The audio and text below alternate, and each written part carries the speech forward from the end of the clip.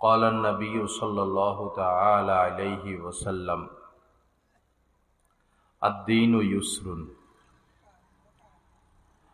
وقال عليه الصلاة والسلام بني الإسلام على خمس شهادة أن لا إله إلا الله وأن محمدا عبده ورسوله وإقام الصلاة وإيتاء الزكاة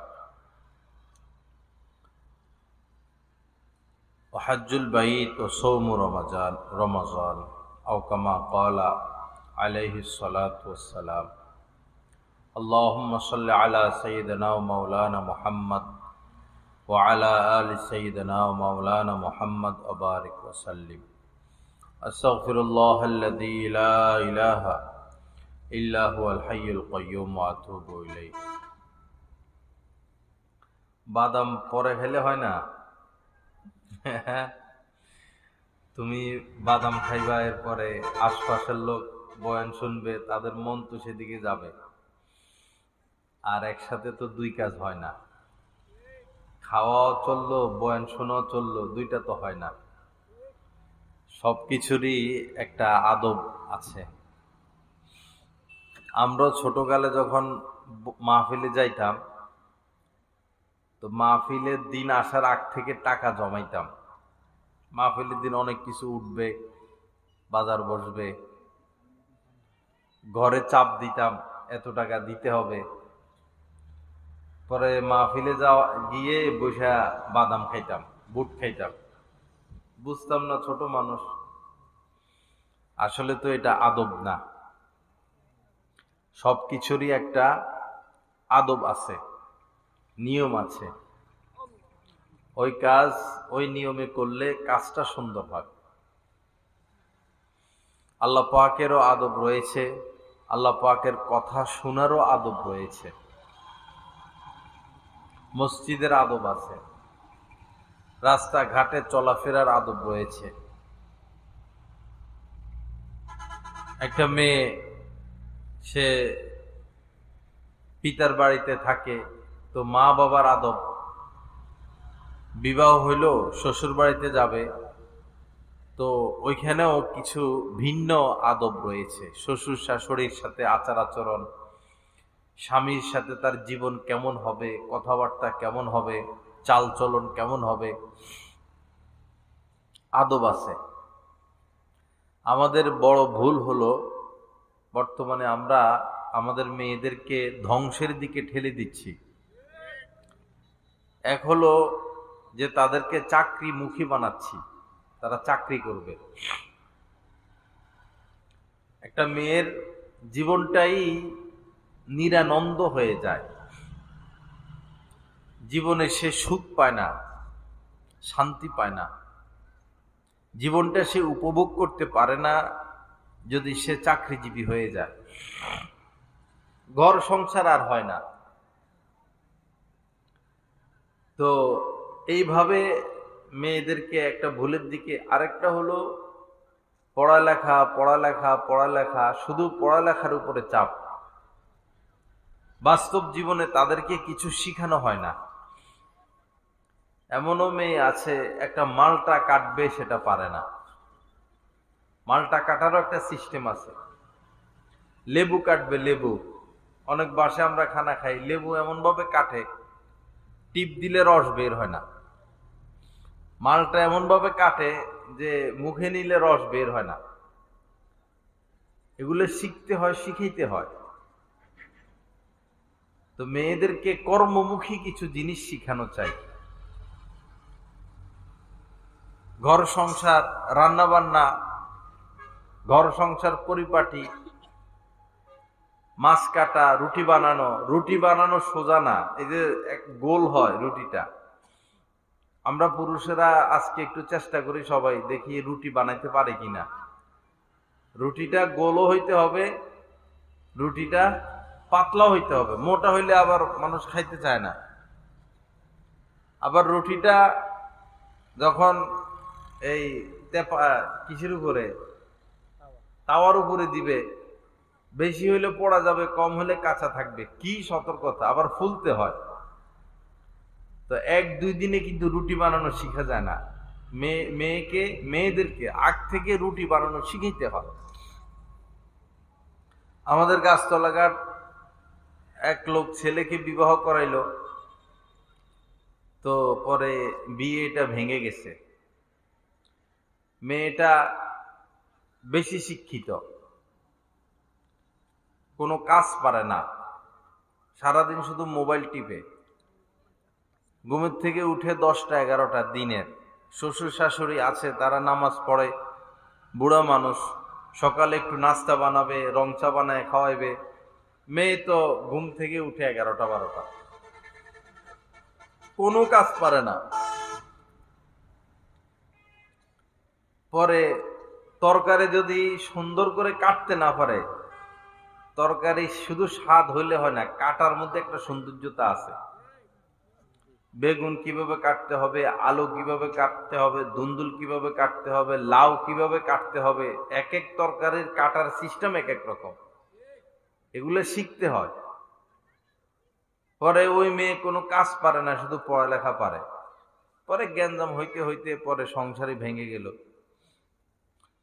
পরে যখন ছেলেকে আবার নতুন করে বিবাহ করাবে, তো ছেলের বাবা বিয়ের আগেই বলছেন মেয়ের বাবাকে যে আমরা কিন্তু সকালবেলা রুটি খাই, আর কাজের বুয়ার হাতের রুটি, কাজের মেয়ের হাতের রুটি আমাদের পছন্দ না। এখন আপনার মেয়ে কি 10টা-11টা পর্যন্ত ঘুমাই থাকবে, না সকালে উঠে রুটি টুটি বানাবে, বা সে রুটি বানাইতে পারে কিনা। পরে মেয়ের বাবা বলছে যে আমার মেয়ে রুটি বানাইতে পারে, আপনাকে রুটি বানায় খাওয়াইবে।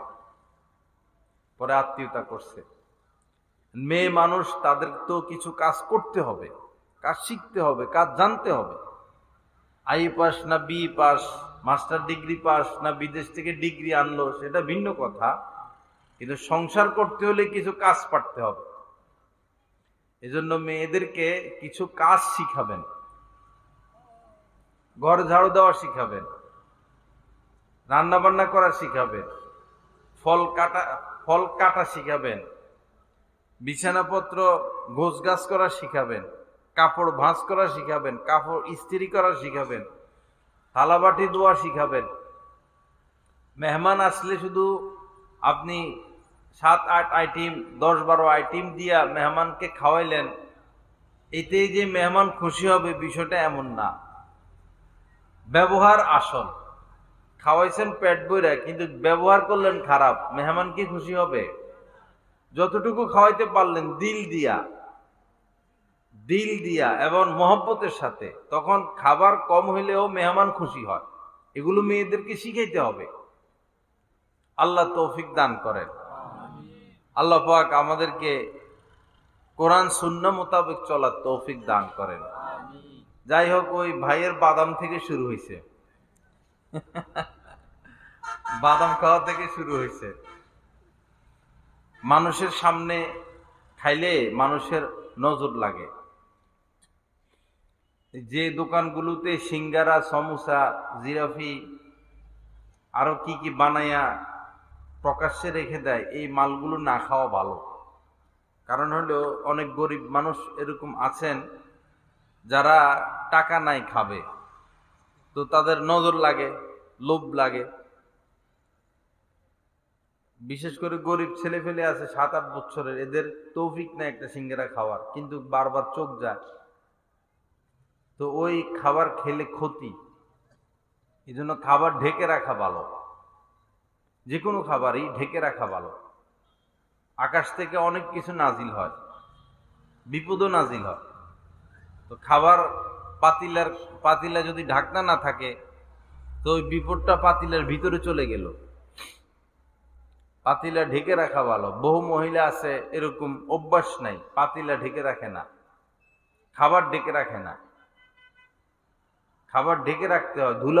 ধুলাবালি। বিদেশে যারা হজ করতে যায়, উমরা করতে যায়, এক জামা 1 সপ্তাহ গায়ে দেয়, তাও ময়লা হয় না। বাংলাদেশে একদিনই ময়লা হয়ে যায়, ধুলাবালি উড়ে বেশি। সরকার ঠিকমতো কাজ করে না, সেতুমন্ত্রীরা শুধু বিদেশে অর্থ পাচার নিয়ে ব্যস্ত। যে এমপি হয় আর মন্ত্রী হয়, এগুলো শুধু কেমনে বিদেশে টাকা পাঠাবে, বিদেশে বাড়ি বানাবে, এই নিয়ে তাদের পেরেশানি। দেশের চিন্তা তারা করে না, খুব কম। আল্লাহ আমাদেরকে মাফ করে দেন, সহি বুঝ দান করেন। যাই হোক ভাইরা, সুন্নত মোতাবেক চলা, সুন্নত মোতাবেক চলতে হলে সুন্নত শিখতে হবে। এখন সুন্নত শিখবো কিভাবে? সুন্নত শিখার রাস্তা হলো আলেমদের থেকে শিখে নেওয়া।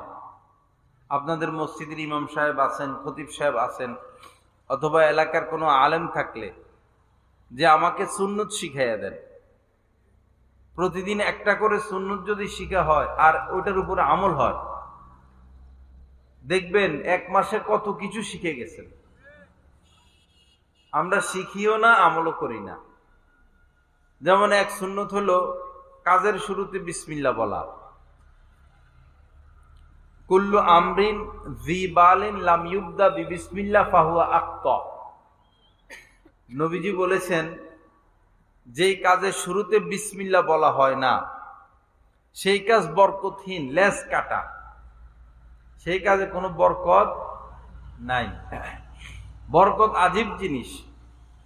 আল্লাহ যদি বরকত না দেন তো হাজার চেষ্টা করলেও বরকত হবে না।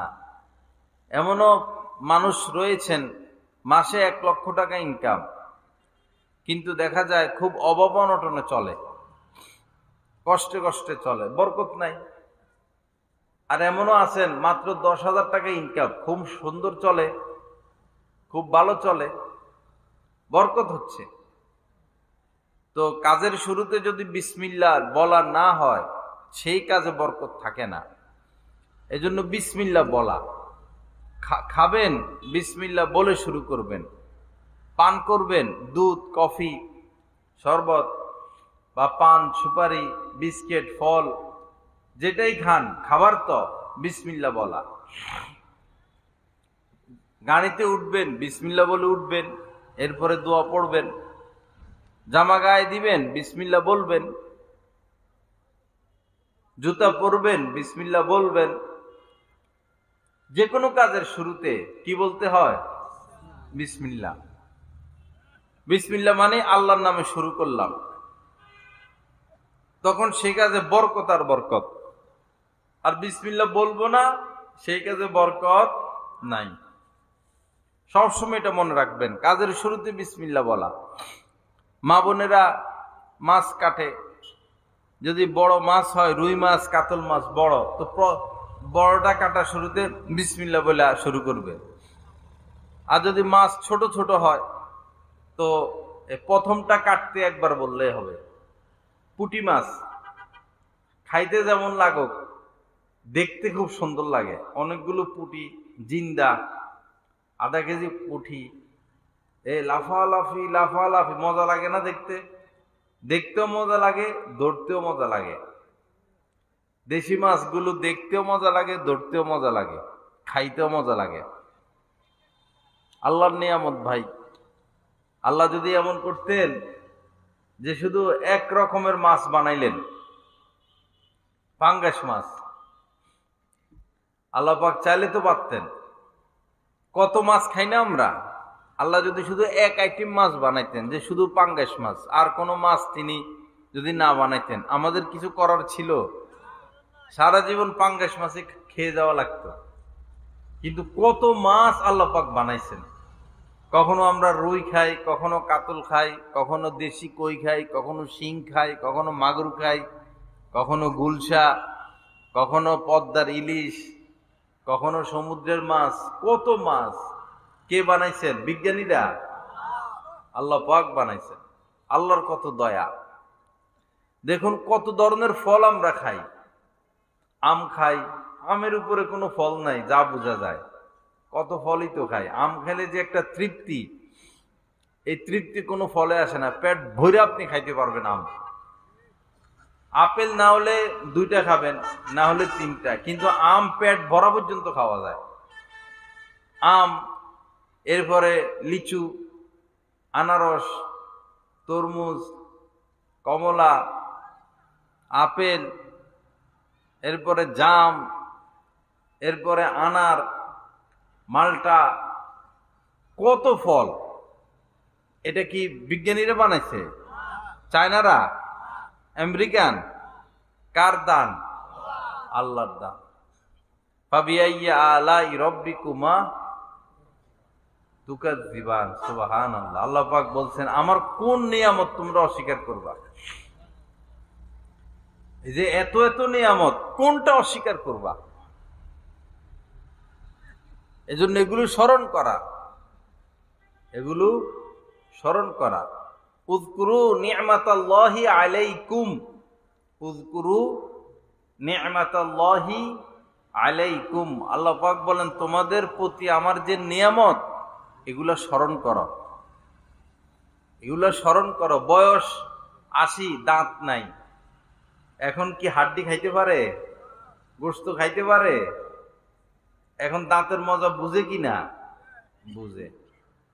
চোখ নাই, একসময় ছিল, এখন সে চোখ যে কত বড় নিয়ামত বুঝে কি না? বুঝে।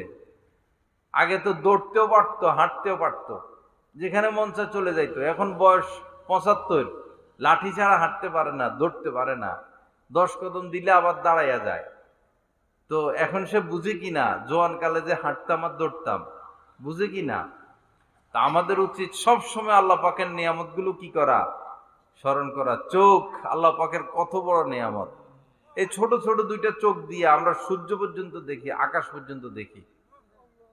একটা লাইট, জাপানি লাইট হলো 1 কিলোমিটার 2 কিলোমিটারের পরে কিন্তু আর আলো যায় না।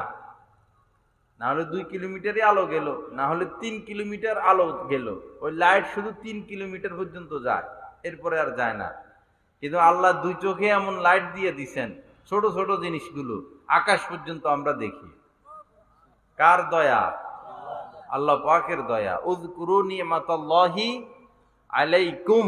আল্লাহ পাক বলেন, তোমাদের প্রতি আমার যে অনুগ্রহ, দয়া, এটাকে স্মরণ করো, এটাকে স্মরণ করো। গোশত কি শক্ত শক্ত?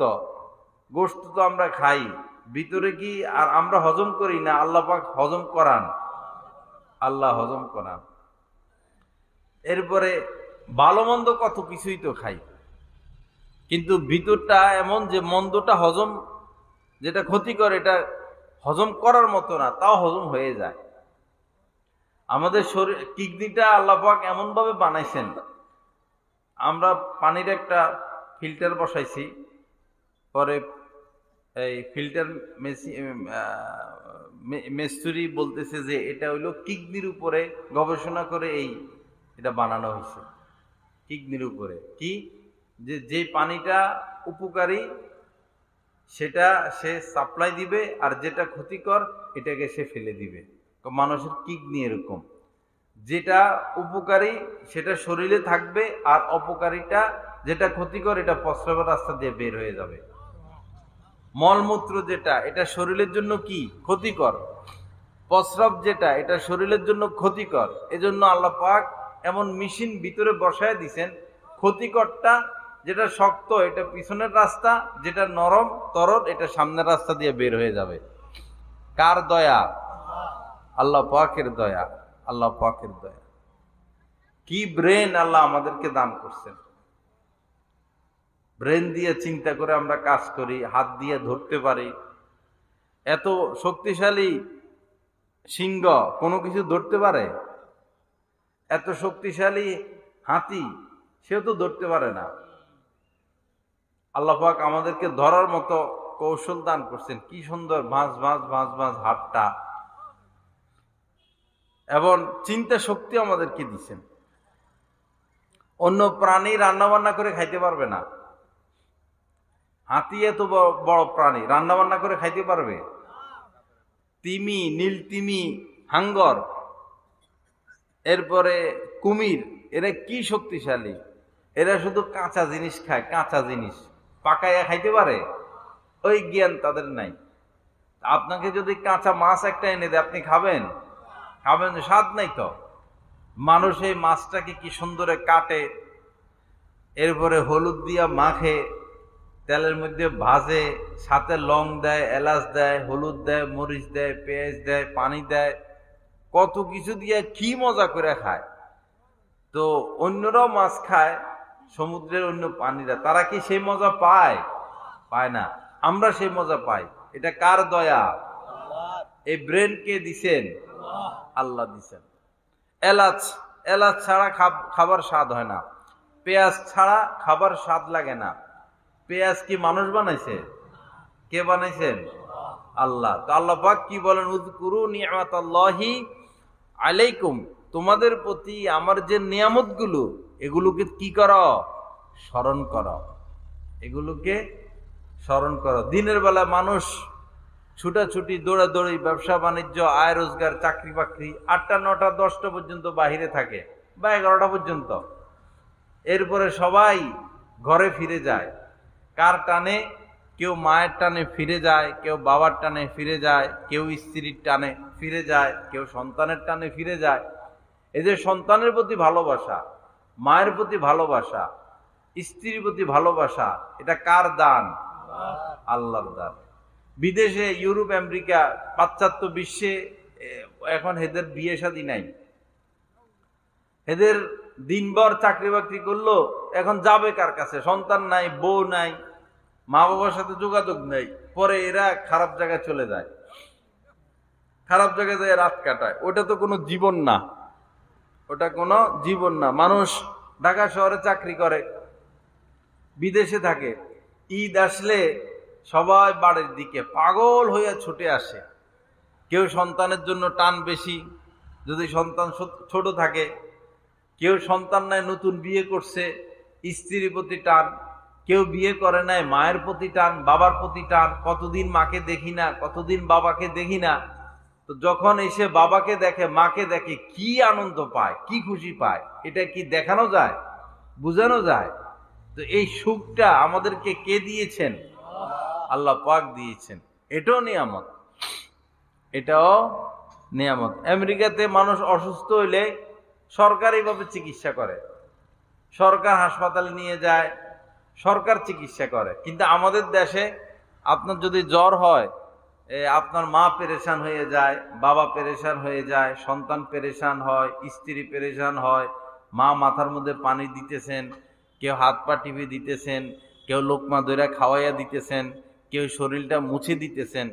এই যে মুসলমানদের যে একটা হৃদ্যতা, মহব্বত, ভালোবাসা, এটা কাফেরদের মধ্যে নাই, কাফেরদের মধ্যে নাই। জাপানের কথা শুনছি, এত উন্নত রাষ্ট্র, কিন্তু তাদের তো ঘর সংসার নাই। মারা গেলে এই ঘরের মধ্যে লাশ মুছে যায়,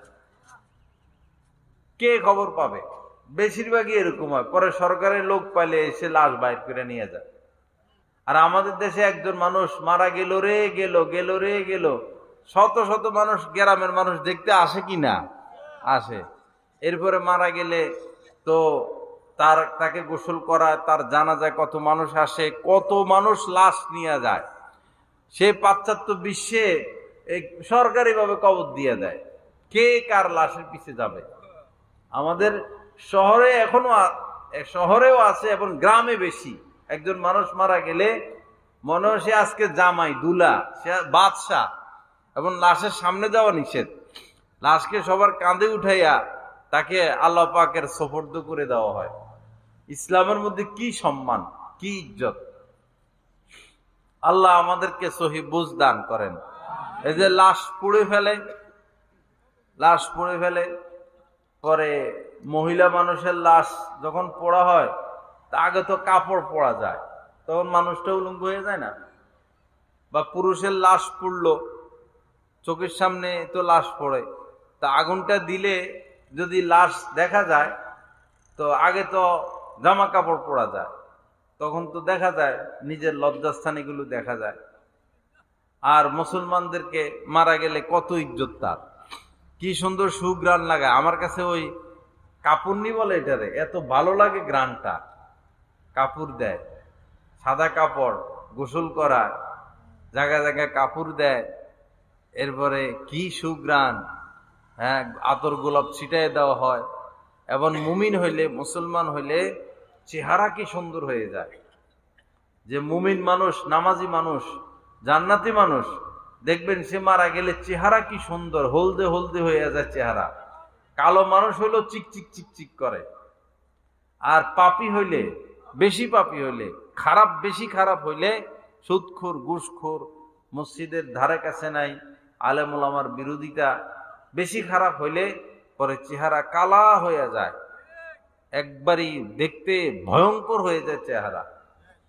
আল্লাহ আমাদেরকে হেফাজত করেন, মরার আগে আমাদেরকে ভালো হওয়ার তৌফিক দান করেন।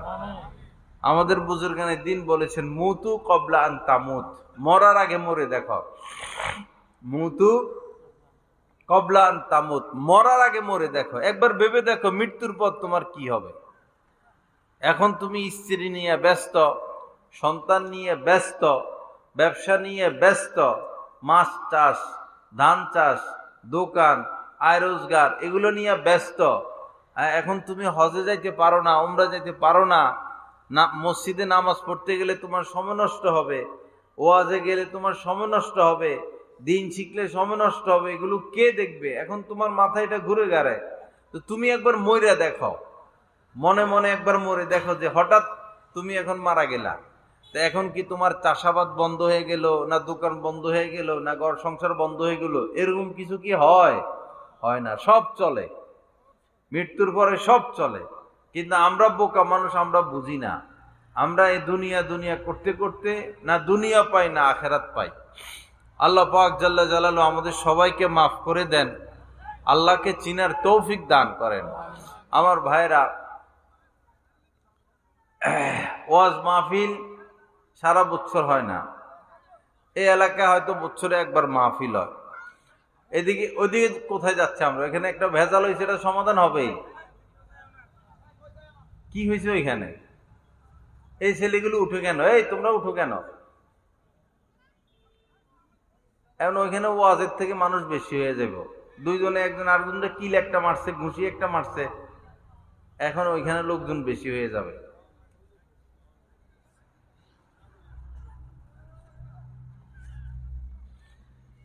ইস্তিগফার পড়ি, আস্তাগফিরুল্লাহাল্লাযী লা ইলাহা ইল্লা হুয়াল হাইয়ুল কাইয়্যুম ওয়া আতুবু ইলাইহি। শয়তান আইছে, শয়তান দেখতেছে যে এরা সবাই একটা ভালো কাজে আছে, দ্বীনি কথা শুনতেছে, তার তো গায়ে আগুন লাগে, অশান্তি, একটা ভেজাল লাগাই দিল আর কি।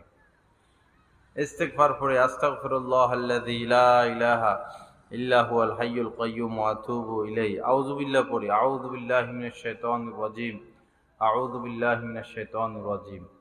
দুরূদ শরীফ পড়ি, আল্লাহুম্মা সাল্লি আলা সাইয়্যিদিনা ওয়া মাওলানা মুহাম্মদ ওয়া আলা আলি সাইয়্যিদিনা ওয়া মাওলানা মুহাম্মদ ওয়া বারিক ওয়া সাল্লিম। একবার দুরূদ শরীফ পড়লে কি ফায়দা আপনারা জানেন? জানা আছে? একবার, শুধু একবার যদি কেউ দুরূদ শরীফ পড়ে, শুধু এতটুকু যদি পড়ে, সাল্লাল্লাহু আলাইহি ওয়াসাল্লাম, এতটুকু যদি পড়ে, হাদিস শরীফের মধ্যে এসেছে, নবীজি বলেছেন, মান সাল্লা আলাইয়া ওয়াহিদান সাল্লাল্লাহু আলাইহি আশরা। যে ব্যক্তি আমার প্রতি মাত্র একবারও দুরূদ শরীফ পড়বে, রব্বুল আলামিন তার প্রতি 10 বার রহমত নাজিল করবেন। কয়বার রহমত নাজিল করবেন? 10 বার। কত বড় কথা! শুধু যদি এতটুকু বলা হয়, সাল্লাল্লাহু আলাইহি ওয়াসাল্লাম, আল্লাহ পাক 10 বার রহমত নাজিল করবেন। শুধু তাই নয়, 10টা নেকি দান করবেন, 10টা গুনাহ মাফ করবেন, 10 তবকা মর্যাদা বুলন্দ করে দিবেন। যেমন এতদিন ছিল সে সাধারণ লেবার, এখন তারে এই প্রমোশন 10 তবকা হবে, তারে এখন ম্যানেজার বানিয়ে দিবেন। দ্বীনি লাইনে এমন তারাক্কি হবে। এতদিন ছিল সে 1 লেভেলের, এখন একবার দুরূদ শরীফ পড়ছে, সে এখন 10 মেট্রিক লেভেলের হয়ে যাবে। সাল্লাল্লাহু আলাইহি ওয়াসাল্লাম। এজন্য বেশি বেশি দুরূদ শরীফ পড়া। এক সাহাবী এসে নবীজিকে বললেন, ইয়া রাসূলুল্লাহ, তো আমি তো দুরূদ পড়তে চাই বেশি, তো কি পরিমাণ পড়তাম? নবীজিকে বলতেছেন যে আপনার প্রতি আমি কি পরিমাণ দুরূদ পড়তাম? নবীজি বললেন, মা শিতা, তোমার যা ইচ্ছা। পরে সে বলল যে ইয়া রাসূলুল্লাহ, আমি আমার সময়ের সারা দিনে আমার সময়ের 1/4 শুধু আমি দুরূদ পড়ব। মানে ফরজ ওয়াজিব সুন্নতে মুআক্কাদা আদায় করার পর, জরুরি কাজকর্ম শেষ করার পর যতটুকু সময় আমার হাতে থাকে, মনে করেন 5 ঘন্টা, 6 ঘন্টা, 4 ঘন্টা, যতটুকু সময় আমার হাতে থাকে, এই 4 ঘন্টার 1/4 1 ঘন্টা আমি শুধু দুরূদ পড়ব। তো নবীজি বললেন যে মা শিতা, তোমার ইচ্ছা, ফা ইন জিত্তা ফাহুয়া খায়রুল লাক, যদি তুমি এর থেকে বাড়াইয়ে পড়তে পারো দুরূদ শরীফ, এর থেকে আরো বাড়াইয়া পড়তে পারো, তো তোমার জন্য আরো ভালো হবে। তখন সাহাবী খুশি হয়েছেন। খুশি হইয়া পরে তিনি বললেন, তাহলে আর নিসফু, আমি সারাদিনে যতটুকু সময় পাবো ইবাদতের অর্ধেক শুধু দুরূদই পড়ব। তো নবীজি বললেন মা শিতা, তোমার ইচ্ছা, ফা ইন জিত্তা ফাহুয়া খায়রুল লাক, যদি তুমি আরো বাড়িয়ে পড়ো, এর থেকে বাড়িয়ে দুরূদ পড়ো, তো এটা তোমার জন্য আরো কল্যাণকর হবে। পরে সাহাবী খুশি হয়ে বললেন যে তাহলে আসলুসাইনে, আমি যতটুকু সময় পাবো এটার 3/2, 3/2, মনে করেন 3 ঘন্টা তিনি সময় পাবেন, তাহলে 2 ঘন্টাই শুধু কি পড়বেন? দুরূদ পড়বেন। তখন নবীজি আবারও বললেন মা শিতা, তোমার ইচ্ছা, ফা ইন জিত্তা, যদি তুমি এর থেকে বেশি দুরূদ পড়তে পারো বেশি সময় ধরে, ফাহুয়া খায়রুল লাক, তো এটা তোমার জন্য আরো কল্যাণকর হবে। পরে সাহাবী খুশি হয়ে, নবীজির কথা শুনে খুশি হয়ে সাহাবী খুশিতে বললেন, ইয়া রাসূলুল্লাহ, আমার পুরাটা সময়, প্রতিদিন আমলের যতটুকু সময় পাবো পুরাটা সময় ব্যাপী আমি শুধু দুরূদ আর দুরূদ, দুরূদ আর দুরূদ, দুরূদ আর দুরূদ পড়তে থাকবো। সুবহানাল্লাহ। এই হাদিসটা আমি ছাত্র জীবনে পড়ছিলাম মেশকাত শরীফে, পরে আমি হারায় ফেলছি কোথায় পড়ছি। অনেক খোঁজাখুঁজি করতে করতে আর দোয়া করতাম, আল্লাহ এই হাদিসটা আমি যে পড়ছিলাম আমি তো ভুলে গেছি কোন জায়গায় পড়ছি, কত নাম্বার পৃষ্ঠায় পড়ছি। অনেক খোঁজাখুঁজি করে আমি হাদিসটা আর পাই নাই, এবং কাহারো মুখে হাদিসের বয়ানও শুনি নাই। এটা গুরুত্বপূর্ণ হাদিস না, বয়ানও শুনি নাই। অনেক খোঁজাখুঁজির পর মাত্র কিছুদিন আগে আমি হাদিসটা খুঁজে পাইছি আবার, আলহামদুলিল্লাহ, আল্লাহর শুকর। এজন্য জায়গায় জায়গায় বলার চেষ্টা করি হাদিসটা। পরে সাহাবী বলছেন যে আমার পুরো সময় ধরে আমি কি পড়বো? দুরূদ পড়বো। তখন নবীজি বলছেন যদি তাই হয়, যদি এমন হয় যে পুরো সময় ধরে তুমি দুরূদ পড়বা, তাহলে তোমার যত চিন্তা, যত পেরেশানি, যত অস্থিরতা, সব কিছুর জন্য এই দুরূদ যথেষ্ট হয়ে যাবে, মানে সব দূর হয়ে যাবে, এবং তোমার গুনাহগুলো কেউ মাফ করে দেওয়া হবে। তো এই জন্য আজকে থেকে দুরূদ শরীফ পড়া কমাইয়া দিব না বাড়াইয়া দিব? কমপক্ষে যেন ভাই 100 বার হয় দুরূদ শরীফ, কমপক্ষে যেন কি হয় 100 বার সাল্লাল্লাহু আলাইহি ওয়াসাল্লাম, এতটুকু বললে হবে। অথবা আলাইহিস সালাতু ওয়াস সালাম, অথবা সাল্লাল্লাহু আলান নাবিয়্যিল উম্মি, আপনি যেটা পারেন। ইমাম সাহেবের থেকে শিখে নিবেন, এলাকার ওলামা ইকরামের কাছ থেকে শিখে নিবেন। এটা তো পারি, সাল্লাল্লাহু আলাইহি সাল্লাম, এটা তো পারি, এটা বললে হবে, এটা বললে হবে। বেশি বেশি দুরূদ, উঠতে বসতে চলতে ফিরতে কথার ফাঁকে ফাঁকে দুরূদ শরীফ সাল্লাল্লাহু আলাইহি ওয়াসাল্লাম। আরেকটা মজাদার ফায়দা আছে দুরূদের, সেটা হইল একদম জান্নাতের গ্যারান্টি। লাগবে মাত্র 1.5 থেকে 2 মিনিট, প্রতিদিন 1.5 থেকে 2 মিনিট যদি কেউ আমল করে, তার জন্য কিসের গ্যারান্টি? জান্নাতের গ্যারান্টি। বলেন না আলহামদুলিল্লাহ। এত মজার ওয়াজ পাইবেন, আর এত মজার ওয়াজ পাইবেন না। হাদিস শরীফের মধ্যে নবীজি বলেছেন, মান সাল্লা আলাইয়া হিনা ইউসবিহু আশরান ওয়া হিনা ইউমসি আশরান আদরাকাতহু শাফাআতি। নবীজি বলেন, যে ব্যক্তি সকালবেলা আমার প্রতি 10 বার দুরূদ শরীফ পাঠ করবে, আর সন্ধ্যাবেলায়ও আমার প্রতি 10 বার দুরূদ শরীফ পাঠ করবে, কিয়ামতের দিন অবশ্যই তার জন্য আমি সুপারিশ করব। সকালবেলায় 10 বার সাল্লাল্লাহু আলাইহি সাল্লাম সাল্লাল্লাহু আলাইহি সাল্লাম, দেখি গড়ি ধরি কয় সেকেন্ড লাগে?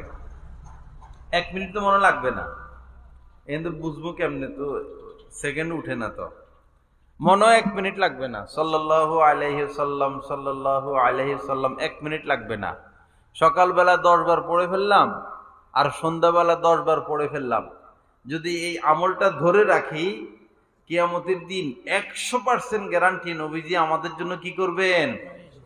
আদরাকাতহু শাফাআতি, আদরাকাতহু শাফাআতি, সে আমার সুপারিশ লাভ করবেই করবে, করবেই করবে।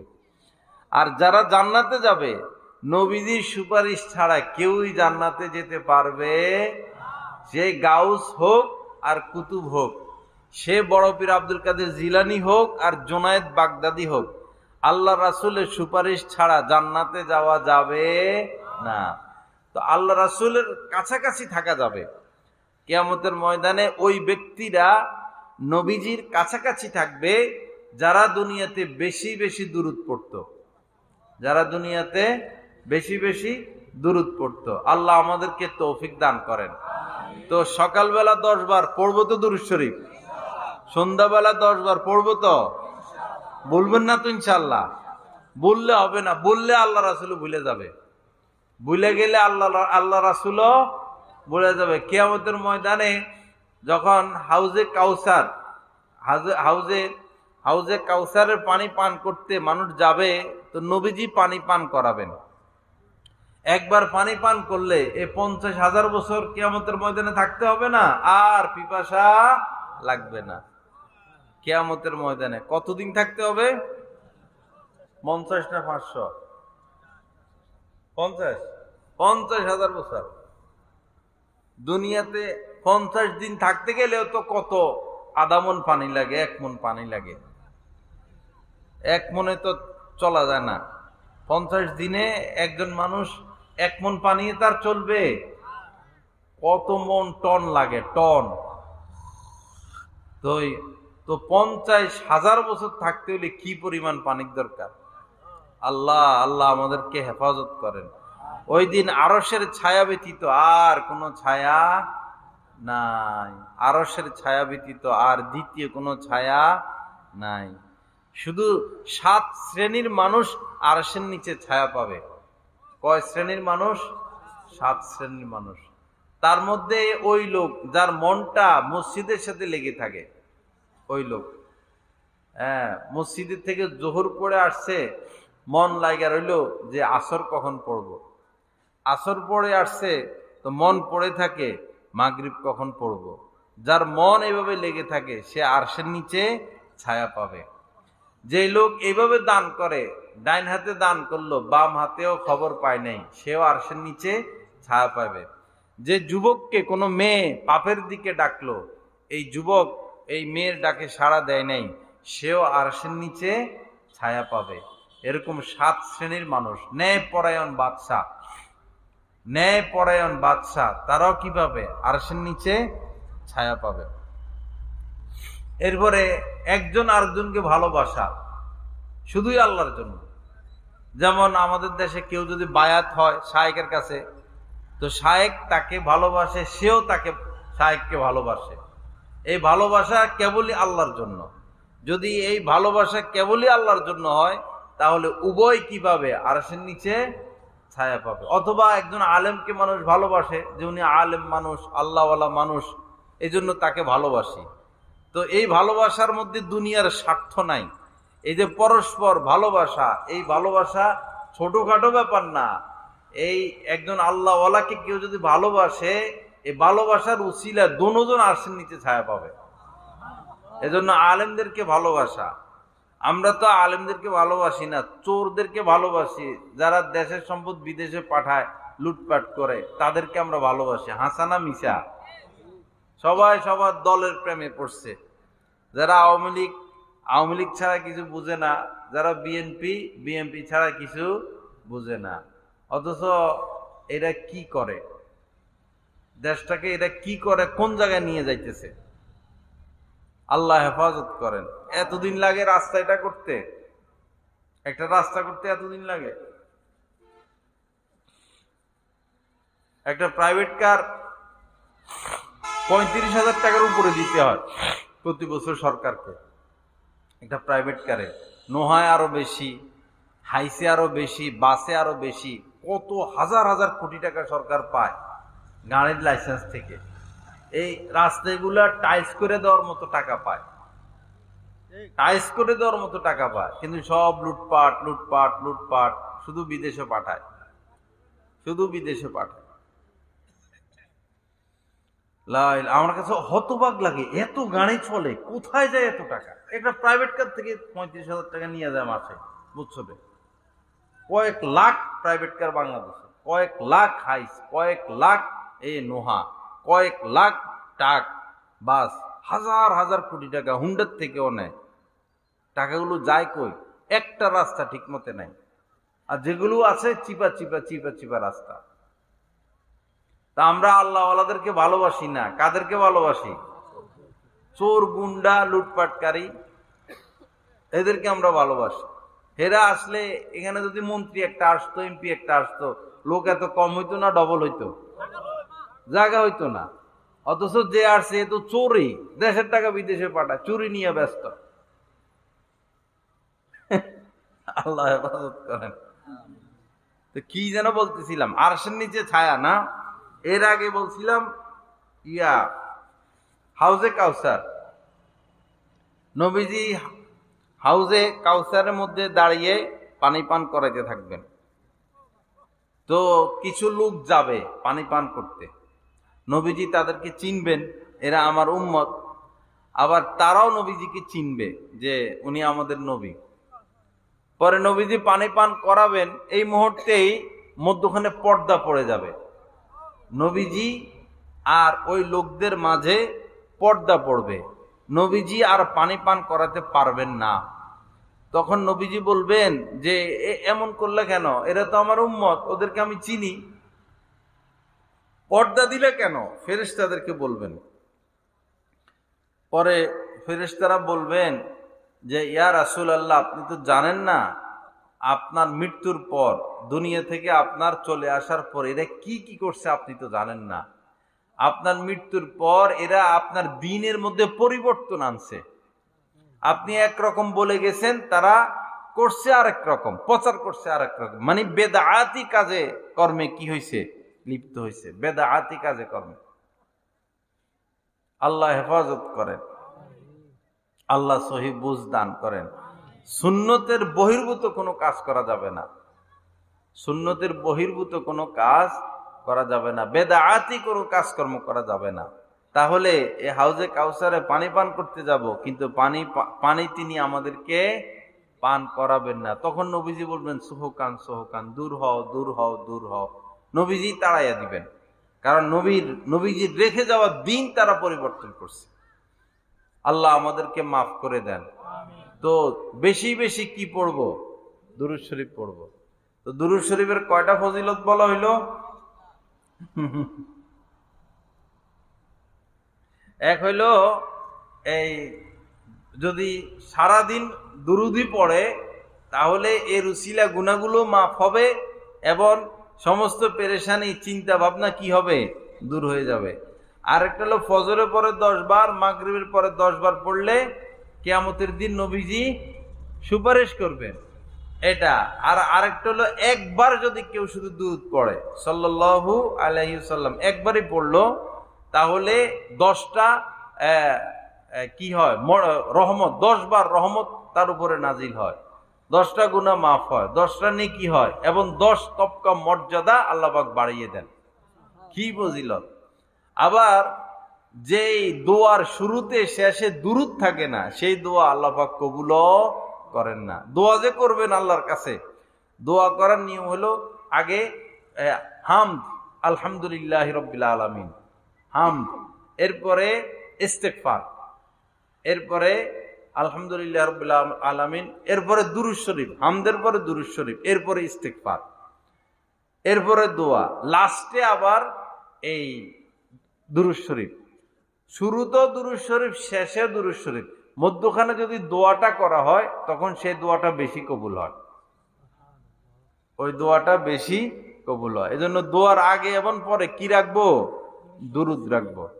দুরুদি এমন একটা আমল, দুরুদি শুধু কোরআন হাদিসে বর্ণিত হাজার হাজার আমলের মধ্যে দুরুদি শুধু এমন এক আমল, যে আমল আল্লাহ পাক ফিরিয়ে দেন না। আপনি হজ করলেন, কবুল হলো কি হলো না খবর নাই। ওমরা করলেন, কবুল হলো কি হলো না খবর নাই। আপনি তাহাজ্জুদ পড়েন, ইশরাক পড়েন, দান সদকা করেন, কুরবানি করেন, কবুল হলো কি হলো না গ্যারান্টি নাই। কিন্তু দুরুদ পড়লে নিশ্চিত সেটা কি? কবুল। দুরুদ পড়লে সেটা নিশ্চিত কবুল। আপনার শত্রু আপনি তারে দেখতে পারেন না, সেও আপনাকে দেখতে পারে না, কিন্তু আপনার শত্রুটা যদি আপনার ছোট বাচ্চাটাকে আদর করে ভালোবাসে, চিপস কিনা দেয়, আপনার কাছে এটা খারাপ লাগে না ভালো লাগে? ভালো লাগে। আপনার কাছে যেমন আপনার বাচ্চাটা প্রিয়, নবীজি আল্লাহ পাকের কাছে সবচেয়ে প্রিয় কে? নবীজি। এজন্য নবীজির প্রতি যারা যত বেশি দুরূদ পড়বে, আল্লাহ পাকের দয়া মায়া তাদের প্রতি তত বেশি থাকবে। এবং নবীজির তরিকা ব্যতীত কোনো ইবাদত আল্লাহ পাক গ্রহণ করেন না। নামাজ পড়বেন সুন্নত মোতাবেক, নবীজির তরিকা মোতাবেক পড়তে হবে। ইবাদত করবেন নবীজির তরিকা মোতাবেক। বিয়ে শাদী করবেন দিবেন নবীজির তরিকা মোতাবেক। রাস্তায় হাঁটবেন নবীজির তরিকা মোতাবেক। রাত্রে ঘুমাবেন নবীজির তরিকা মোতাবেক। খানা খাবেন নবীজির তরিকা মোতাবেক। গোসল করবেন, ওযু করবেন নবীজির তরিকা মোতাবেক। পোশাক পরবেন নবীজির তরিকা মোতাবেক। এই ব্যক্তির জীবন সফল আর কামিয়াব। রাসূলের সুন্নত ব্যতীত কোন আমল, রাসূলের তরিকা ব্যতীত কোন আমল রব্বুল আলামিন গ্রহণ করবেন না। যার ইবাদতটা যতটা সুন্নতের নিকটতম, তার ইবাদতটা তত বেশি কবুলকৃত, তত বেশি কবুল হবে। এজন্য সুন্নত শিখতে হবে। এখন সাধারণ মানুষের সুন্নত শিখার রাস্তা কি? রাস্তা একটা হলো আলেম ওলামার সোহবত, আলেম ওলামার কাছে যাওয়া, আলেমদের থেকে জেনে নেওয়া, শিখে নেওয়া, প্রতিদিন সময় দেওয়া। 10 মিনিট করে গেলেন, প্রতিদিন 10 মিনিট, আধা ঘন্টা কোনো আলেমের সোহবতে গেলেন, তার সাথে থাকলেন, এর দ্বারা সুন্নত শিখতে পারবেন। আরেকটা হলো বেহেশতি জিওর একটা কিতাব আছে, বাংলাতেও পাওয়া যায়, অথবা তালিমুস সুন্নাহ অথবা আহকামে জিন্দিগি, এই কিতাবগুলো ঘরে রাখবেন। এখানেও মোটামুটি চলার মতো সুন্নতগুলো লেখা আছে। আল্লাহ আমাদের সবাইকে তৌফিক দান করেন। তো সুন্নত শিখবো তো ইনশাআল্লাহ। খাওয়ার আগে কয় হাত ধুইতে হয়? হ্যাঁ, 1 হাত না 2 হাত? 1 হাত। 1 হাত। কয় হাত ধুইতে হয়? হ্যাঁ, 1 হাত না 2 হাত? হ্যাঁ, 1 হাতে না। কয় হাত ধুইতে হয়? খাওয়ার আগে 2 হাত ধুইতে হয়। কয় হাত? 2 হাত। আঙ্গুলের মাথা না এই কোণে পর্যন্ত? কট্টুক আঙ্গুলের মাথা? ওই যে ভাই কইতেছে আঙ্গুলের মাথা কোন পর্যন্ত? এই কবজি পর্যন্ত। কবজি পর্যন্ত 2 হাত ভালো কইরা। কিন্তু আমরা তো এক হইলো হাতে ধুই না, ধুইলেও শুধু এই ডাইন হাতের আঙ্গুলের মাথাগুলো এরকম কোন রকম একটা শয়তানি করি আর কি। হাত তো ধুই না, কি করি? শয়তানি করি। এটা সুন্নতাতে হবে না। খাওয়ার আগে এবং খাওয়ার পরে দোনো হাতের কবজি পরিমাণ ধোয়া কি সুন্নত। এবং খাওয়ার পরে কুলি করা সুন্নত, কারণ খাদ্য কণিকা দাঁতের ফাঁকে ফুঁকে থাকে, কুলি করে নিতে হয়। আচ্ছা, এখানে এমন কেউ আছেন কিনা যে নিয়মিত খাওয়ার আগে 2 হাতের কবজি, দোনো হাতের কবজি ধোন, এমন কেউ আছেন এখানে? দেখি 5 জন দেখি। নাই নাই নাই। দেখেন, ছোট্ট সুন্নতের উপর আমাদের আমল নাই, অথচ কত গুরুত্বপূর্ণ। এমন খাবার খেতে হয় টেবিল চেয়ারে বসে না সমান সমান ফ্লোরে বসে? সমান ফ্লোরে বসে, এটা স্বাস্থ্যসম্মত। টেবিল চেয়ারে বসলে এটা স্বাস্থ্যসম্মত না। এরপরে দস্তরখানা বিছানো, এবং দস্তরখানাটা খুব পরিষ্কার থাকা।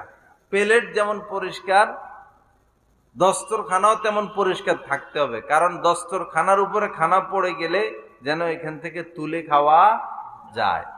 এই জন্য দস্তরখানা কি রাখতে হয়? পরিষ্কার। অনেকে মনে করে লাল দস্তরখানা সুন্নত, আসলে এই কথা কি নয়, সহি নয়। দস্তরখানা হইলেই হলো, লাল হওয়া জরুরি না। এখন ওই লালের ব্যবহার বেশি, লাল বানায়, পরে দেখতে সুন্দর। অনেক আলেম ওলামা, বিশেষ করে কাকরাইল মসজিদে লাল বিছাইছে অনেকদিন, তো সবাই মনে করা শুরু করছে কি লাল সুন্নত। আসলে কালারের সাথে কি নয়, সুন্নত নয়। দস্তরখানা হইলেই হলো, দস্তরখানা বিছিয়ে খানা খাওয়া। এরপরে মাঝে মাঝে আঙ্গুল চেটে খানা খাওয়া, আঙ্গুল চাটা। খাওয়ার ফাঁকে কি চাটা? আঙ্গুল চাটা। আগে কোন আঙ্গুল চাটতে হবে? বুড়াটা না কনিষ্ঠ? হ্যাঁ, মাঝখানেরটা? এটা ছোটটা? মুরব্বী বলতেছে বুড়াটা। আচ্ছা, বুড়াটার পক্ষে কে কে আগে চাটতে হবে? বুড়াটার পক্ষে কে কে? আচ্ছা, হাত নামান। আর ছোটটার পক্ষে কে কে? হাত নামান। আর মধ্যখানেরটার পক্ষে কে কে? এই বড়টা? কেউ নাই? বড়টা আগে। আপনারা একজনে কোন সঠিক কথাটা, কোনটা আগে চাটতে হয়? কানি আঙ্গুল? বুড়াটা? একজনও না, এই যে পাওয়া গেছে, একজন পাওয়া গেছে। আগে কোনটা? এটা যেটা দিয়ে সাক্ষী দেয়, এই শাহাদাত আঙ্গুল। এই বুড়া বেড়ার সাতেরটা শাহাদাত। প্রথমে কোনটা চাটতে হবে? শাহাদাত। এরপরে হইলো এটাকে বলে মধ্যমা, শাহাদাতের পরেরটা। আঙ্গুল চাটার সময় পরে শাহাদাতের সাতেরটা, এটাকে বলে মধ্যমা। পরেরটার নাম হলো অনামিকা। এই আঙ্গুলের নাম কি? পরে হইলো এই তিনটা।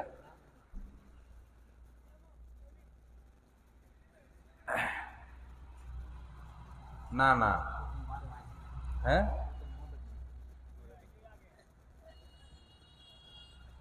এই তিন আঙ্গুলে খানা খাইতেন না?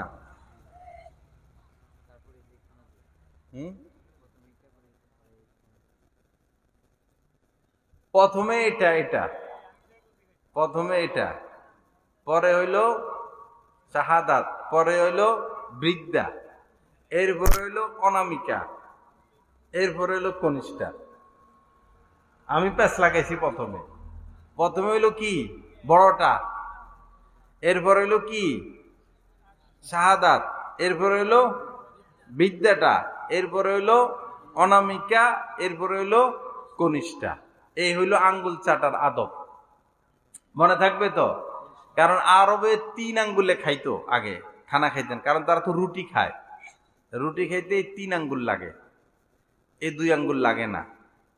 তো 3 আঙ্গুল লাগতো, তো এই জন্য নবীজি আগে এটা চাটতেন, পরে এটা, পরে এটা। আমাদের তো 5 আঙ্গুল লাগে, এজন্য আমরা ওই 3টে শেষ করে অনামিকাটা চাটবো, এরপরে কনিষ্ঠাটা। এই খানা খাওয়ার সুন্নত হলো আঙ্গুল চাটার এটা। আর পাশাপাশি আরেকটা হলো নখ কাটার সুন্নত। কোনটা দিয়ে শুরু করব? নখ কাটা, সেটা হইলো বুঝার জন্য। মোনাজাত ধরলে দেখবেন, মোনাজাত ধরার পরে বৃদ্ধাঙ্গুলি বাদ দিয়া এই শাহাদাত থেকে শুরু করবেন, করে ডাইন হাত শেষ, আবার বাম হাতের কনিষ্ঠা ধরে শুরু করে একবারে বৃদ্ধা পর্যন্ত শেষ। বুঝতে সোজা। মোনাজাত ধরলে এই ডান হাতের শাহাদাত শুরু, ডান হাতের শেষ, বাম হাতের কনিষ্ঠা ধরে বাম হাতের বিদ্যা শেষ, ফাঁকে থাকে ডাইন হাতের বৃদ্ধাঙ্গুলি, পরে ডাইন হাতের বৃদ্ধাঙ্গুলি কাটবেন। এটা হলো কি? নখ কাটার তরিকা। আর পায়ের হলো ডাইন পায়ের কনিষ্ঠা থেকে শুরু করে একবারে বাম পায়ের কনিষ্ঠা পর্যন্ত কাটা ফেলবেন। ডাইন পায়ের কনিষ্ঠা থেকে শুরু করে ডাইন পায়ের বৃদ্ধাঙ্গুলি পর্যন্ত, এরপরে বাম পায়ের বৃদ্ধাঙ্গুলি থেকে ডান পায়ের কনিষ্ঠা পর্যন্ত। এটা হলো নখ কাটার তরিকা। আল্লাহ আমলের তৌফিক দান করেন। তো এই বলতেছিলাম যে দুরূদ শরীফের কথা তো বললামই, এর আগে বলতেছিলাম যে বিসমিল্লাহ পড়া। খাওয়ার শুরুতে কি বলা? সকল কাজের শুরুতে বিসমিল্লাহ বলা। তার মানে চুরি করার সময় কি বিসমিল্লাহ বলবেন? মানুষ খুন করার সময়, হ্যাঁ, ওই যে আমাদের তবলিগের ইস্তিমার ময়দানে কিছু খারাপ মানুষ নামাজীদেরকে খুন করছে না, ছুরি মারছে, এরা মনে বিসমিল্লাহ পড়ে মারছে। আল্লাহ হেফাজত করেন। এইভাবে দিনের একটা কাজকে অপমানিত করা, নামাজি মানুষকে এভাবে ছুরি মারা, কিভাবে আত্মায় দিল? আত্মায় দিল কেমনে? বুড়ো মানুষ একজনকে ছুরি মারছে। আল্লাহ হেফাজত করেন, এদেরকে আল্লাহ পাক হেদায়েত দান করেন। তো বৈধ কাজের শুরুতে কি বলা? বিসমিল্লাহ বলা। বৈধ কাজ, অবৈধ কাজে না, সকল বৈধ কাজ। একজন মুসলমান তো অবৈধ কাজ করতে পারে না। বৈধ সকল কাজের শুরুতে বিসমিল্লাহ বলা। যেমন এখন বয়ান শেষ হবে, পরে আমরা প্রথম যে কাজ করব সেটা হইলো উঠে গিয়ে জুতা পরব। তো এখন সুন্নত কি বলেন তো? প্রথমে কি কাজ করতে হবে? জুতা পরা একটা সুন্নত, একটা কাজ না, এজন্য বিসমিল্লাহ বলবো প্রথমে। এরপরে জুতা পরবো। ডাইন পা আগে পরবো নাকি বাম পা আগে পরবো? ডান পা। সব সময় জুতা পরার সুন্নত তরিকা হলো ডাইন পা আগে পরা, খোলার সময় বাম পা আগে খোলা, পরনের সময় ডান পা, খোলার সময় বাম পা। যত কাজ এই কিসিমের, হাত আর পায়ের যত কাজ, এগুলো উত্তমটা ডান দিক থেকে শুরু করা।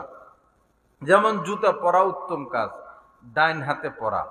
মসজিদে ঢুকা উত্তম কাজ, ডান পা দিয়ে ঢুকা। আবার যেমন নাক পরিষ্কার করা উত্তমের বিপরীত, এজন্য বাম হাত ব্যবহার করা। আবার বাথরুমে প্রবেশ করা, এটা তো নিকৃষ্ট জায়গা, নাপাক জায়গা, এই জায়গায় ঢুকতে হবে বাম পা দিয়া। তো সংক্ষেপে বোঝার জন্য ভালো কাজগুলো ডান দিক থেকে, ডান হাত ডান পা। ভালো কাজগুলো ডান দিক থেকে, ডান হাত ডান পা। ভালোর বিপরীত যেগুলো, এগুলো হলো বাম হাত বাম পা, এগুলো হলো বাম হাত বাম পা। আচ্ছা, আমার কথা বুঝে থাকলে বলুন তো, জুতা যে ধরতে হয়, জুতা আবার কোরআন শরীফও ধরতে হয়, জুতাও ধরতে হয়, কোরআন শরীফও ধরতে হয়। এখন কোরআন শরীফ ধরবো কোন হাতে, জুতা ধরবো কোন হাতে? কোরআন শরীফ কোন হাতে আর জুতা ধরবো বাম হাতে। এই তো মাশাআল্লাহ শিখা হয়ে গেছে, আস্তে আস্তে তো শিখা হয়। মনে করেন টাকা, কেউ আপনাকে টাকা দিচ্ছে, ফল দিচ্ছে বা কোনো কিছু দিচ্ছে, আপনি নিবেন, তিনি দিবেন, আপনি নিবেন। এখন আপনি কোন হাতে নিবেন? ডান হাতে। কোনো কিছু দিতে হলে কোন হাতে দিতে হয়? ডান হাতে। কোনো কিছু নিতে হলে কোন হাতে নিতে হয়? ডাইন হাতে। দিব ডাইন হাতে, নিব ডাইন হাতে। আল্লাহ পাক আমাদেরকে ডানকে প্রাধান্য দেওয়ার তৌফিক দান করেন। ঘরে প্রবেশ করব, ঘরে প্রবেশ করা ভালো কাম না খারাপ কাম? ভালো কাম। এজন্য কোন পা দিব? ডান পা। ডান পা দিয়ে ঘরে প্রবেশ করব। ঘরে প্রবেশের সময় অবশ্যই বিসমিল্লাহ পড়তে হবে। ঘরে প্রবেশের সময় যদি কেউ বিসমিল্লাহ না পড়ে, তো তার সাথে শয়তান ঢুকে যায়, তার সাথে শয়তান ঢুকে যায়। এই যে আমরা শুইতে গেলেই মোবাইল নিয়ে শুই, কারণ হইলো ঘরে ঢুকতে তো বিসমিল্লাহ পড়ি নাই, তো শয়তান ঢুকে গেছে। এখন শয়তান শুধু ওয়াসওয়াসা ওয়াসওয়াসা ওয়াসওয়াসা দেয়, মোবাইল ধর, মোবাইল ধর, মোবাইল ধর, টেলিভিশন দেখ, টেলিভিশন দেখ, ডিশ লাইন চালু কর, এমবি চালু কর। ওই যে শয়তান ঢুকে গেছে সাথে। তো ঘরে প্রবেশে বিসমিল্লাহ না পড়লে আমাদের সাথে কি ঢুকবে? শয়তান ঢুকবে। আবার ধরুন খাইতে বসছেন আপনি, বিসমিল্লাহ যদি না পড়েন তাহলে কি হবে? শয়তান আপনার সাথে খানা শরীক হয়ে যাবে। কয়েকজন সাহাবী এবং নবীজি একসাথে খানা খাইতে বসছেন একই প্লেটে। পরে খানার শুরুতে খানার মধ্যে খুব স্বাদ, খুব বরকত হচ্ছে, সাহাবায়ে কেরাম নবীজি খুব তৃপ্তি সহকারে খাচ্ছেন, তৃপ্তি সহকারে খুব তৃপ্ত হচ্ছেন, স্বাদও পাচ্ছেন, বরকত হচ্ছে। পরে খাওয়ার শেষের দিকে দুইজন লোক এসে খানায় শরিক হয়েছেন নতুন করে।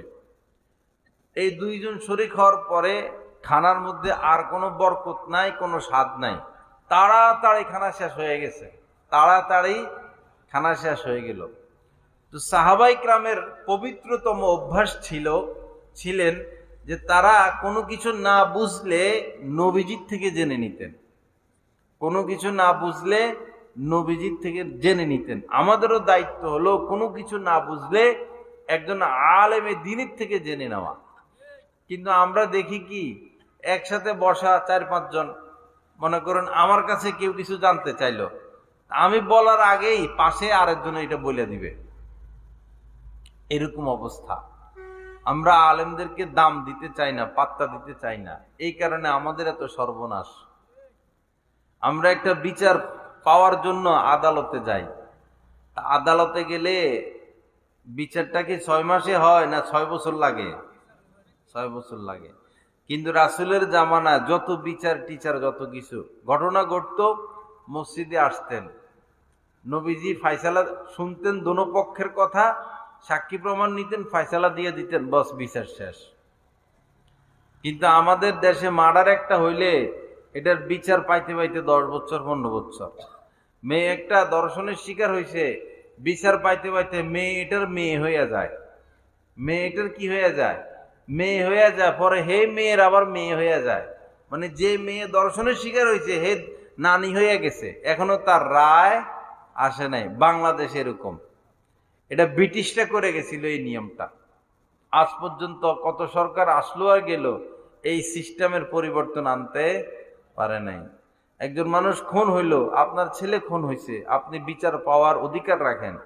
আপনি যদি কেস করতে যান সেখানে টাকা, পুলিশ নামাইতে যান টাকা, আদালতে যাবেন উকিল ধরবেন টাকা, টাকার টাকা, টাকার টাকা, টাকার টাকা। পরে মানুষ বিরক্ত হইয়া 4-5 বছর ঘুরে বিরক্ত হয়ে ধুর, পোলাও হারাইলাম, ছেলেও হারাইলাম, এখন দেখা যায় টাকা পয়সা সব হারাম। বাংলাদেশের সিস্টেম এরকম। আমাদের এই বাজিতপুর থানায় এক লোক খুন হয়েছে, ছেলে খুন হয়েছে, পরে অন্যায়ভাবে খুন করছে। পরে মা বাবা আছেন, তারা কোনো কেস করেন না। পরে তাদেরকে বলল যে এইভাবে দিনে দুপুরে এসে আপনাদের বাচ্চাটাকে হত্যা করলো, আপনারা কেস করেন। পরে বলল যে আমরা গরিব মানুষ, মামলা টানার মতো টাকা পয়সা আমাদের নাই। আবার মামলা কিনে ফেলা যায়। খুন করছে আপনার ছেলেরে, হেরা যদি টাকা মোটা করে দেয় তাহলে কেস কি ডিসমিস। বাস্তব না অবাস্তব? তা আবার ঘুরিয়ে গেলে ভোট তো হেগরেই দেন, ভোট তো হেদেরকেই দেন, ক্ষমতা হেদেরকেই তো আনেন, ভালো মানুষরে তো আর ক্ষমতায় আনেন না। লা ইলাহা ইল্লাল্লাহ। জানেন আপনাদের এমপি এটা চোর, মদ খায়, জিনা করে, বিদেশে টাকা পাঠাইয়া দেয়, আবার যখন দাঁড়ায় আবার হেরেই তো দিয়ে ভোট দেন। আল্লাহ হেফাজত করেন, সহিহ বুঝ দান করেন। কি যেন বলতেছিলাম?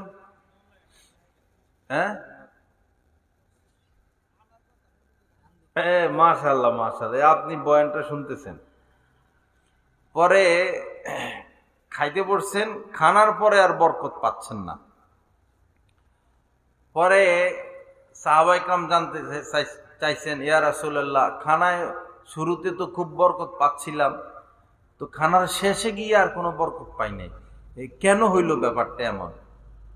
তখন নবীজি বললেন, দেখো তোমরা তো খাওয়ার শুরুতে বিসমিল্লাহ পড়ছিলা, তোমরা খাওয়ার শুরুতে বিসমিল্লাহ পড়েছ, পরবর্তীতে যে দুইজন এসে খানায় শরীক হয়েছেন তারা কেউ বিসমিল্লাহ পড়ে নাই, যার কারণে শয়তান তাদের সাথে কি হয়ে গেছে, খানায় শরীক হয়ে গেছে, যার কারণে তাড়াতাড়ি খানা শেষ হয়ে গেছে। তার মানে কেউ যদি খাবারের শুরুতে বিসমিল্লাহ না বলে তো তার খাবারের সাথে কে শরীক হয়? শয়তান শরীক হয়। তা আমরা প্রতিদিন আমাদের খাবারের সাথে শয়তানরে শরীক করতে রাজি আছি? তাহলে কি পড়তে হবে? বিসমিল্লাহ। মনে থাকবে তো ইনশাআল্লাহ? যে বাচ্চারা বিসমিল্লাহ পড়া শিখে নাই, যেমন দুধের বাচ্চা, তখন মা বিসমিল্লাহ পড়া তাদেরকে খিচুড়ি খাওয়াক, বুকের দুধ খাওয়াক, পিঠার খাওয়াক, সুজি খাওয়াক, মা বিসমিল্লাহ বলবে। এতে বাচ্চাটা শুনতে থাকবে এবং তাড়াতাড়ি বাচ্চাকে বিসমিল্লাহ শিখাই ফেলানো। তাড়াতাড়ি বাচ্চাকে কি শিখানো? বিসমিল্লাহ। এমনও পরিবার রয়েছে যাদের সন্তান এখনো কথা বলা শিখে নাই, কিন্তু বিসমিল্লাহ শিখেছে, লা ইলাহা ইল্লাল্লাহ শিখেছে, ঘুমের দোয়া শিখেছে, ঘুম থেকে জাগার দোয়া শিখেছে। দিনদার ফ্যামিলি, দাদা দাদি শিখায়, মা বাবা শিখায়, কিন্তু আমরা ওই শুধু আব্বু আম্মু শিখাই, আব্বু আব্বু, আম্মু আম্মু, এগুলো শিখাই। এগুলো শিখান লাগে না, এগুলো এমনি পারে। শিখাইতে হবে যেটা শিখানো দরকার সেটা। আল্লাহ আমাদের সবাইকে তৌফিক দান করেন, সুন্নত মোতাবেক চলার তৌফিক দান করেন। তো বিসমিল্লাহর আমল আজকে থেকে করব তো সবাই। পোশাক যখন পরবো বিসমিল্লাহ পড়বো, বিসমিল্লাহ পড়বো, দেখবেন কি বরকত। দোকান খুলবেন বিসমিল্লাহ বলে খুলবেন, এরপরে ক্যাশ বাক্সা খুলবেন বিসমিল্লাহ বলে খুলবেন, টাকা গণা শুরু করবেন বিসমিল্লাহ বলে শুরু করবেন, কাস্টমারকে কোনো পণ্য দিবেন তো বিসমিল্লাহ পড়ে দিবেন, কাস্টমার আপনার থেকে বিসমিল্লাহ বলে নিবে। এইভাবে বিসমিল্লাহর আমল চালু করলে ইনশাআল্লাহ আমাদের মধ্যে কামিয়াবি আসবে, আমাদের ঘর সংসারে বরকত হবে। আল্লাহ আমাদের সবাইকে তৌফিক দান করেন। যাই হোক ভাইরা, অনেক লম্বা কথা হয়ে গেল। তো আমাদের যেটা মহা সত্য কথা সেটা হলো একদিন না একদিন মরা লাগবে। কুল্লু নাফসিন যায়িকাতুল মাউত, যার মধ্যেই প্রাণ রয়েছে তাকে একদিন না একদিন মৃত্যুবরণ করতেই হবে, হয়তো আজ হয়তো কাল। এখন নিয়ে যাব কি? আল্লাহর কাছে নিয়ে যাব কি? কে কি অর্জন করলাম? বিদেশ থেকে আসে না, ছেলে আসে, স্বামী আসে, বাবা আসে। তো যেই লোক বিদেশ থেকে আসার সময় স্ত্রীর জন্য কিছু আনে, মায়ের জন্য কিছু আনে, সন্তানের জন্য কিছু আনে, প্রতিবেশীর জন্য কিছু আনে, ওই লোকের উপর সবাই কি খুশি। আমার আব্বা অনেক পুরানা বিদেশ করছেন, ওই সময় এত বিদেশ ছিল না। তো আমার আব্বা যেদিন বিদেশ থেকে আসতেন পুরা এলাকার মানুষ চলে আসতো। তো উনি কি করতেন, ঢাকায় এসেই বিদেশ থেকে চকলেট নিতেন, বিদেশি চকলেট, আবার ঢাকায় এসে আপেল নিতেন, ফল, যে সময় যে ফল থাকতো এই ফল নিতেন, মানে অনেক কিছু নিতেন, শুধু এই উদ্দেশ্যে উনি আসলে তো মানুষ আসবে, বাচ্চা কাচ্চা আসবে, ওদের হাতে যেন দিতে পারে চকলেট, আপেল, বিভিন্ন কিছু দিতে সবাই খুশি হইতো। এখন মনে করেন বিদেশ থেকে এমন লোক আসলো যে শুধু তার হাতের ব্যাগটা নিয়ে আইছে, ব্যাগের ভিতরে তার লুঙ্গিটা, জামাটা, আর কিছু নাই। স্ত্রীর জন্য কিছু আনে নাই, মায়ের জন্য আনে নাই, সন্তানের জন্য আনে নাই, প্রতিবেশীর জন্য আনে নাই, একবারে খালি হাতে আসলো। তো কি তার কোনো দাম আছে? স্ত্রীর কাছে দাম আছে? সন্তানের কাছে আছে? নাই। আর যে বান্ডিলে বান্ডিলে টাকা সম্পদ নিয়ে আসে, তার পিছনে পিছনে শুধু মানুষ ঘুরে, কারণ তার কাছে কিছু আছে।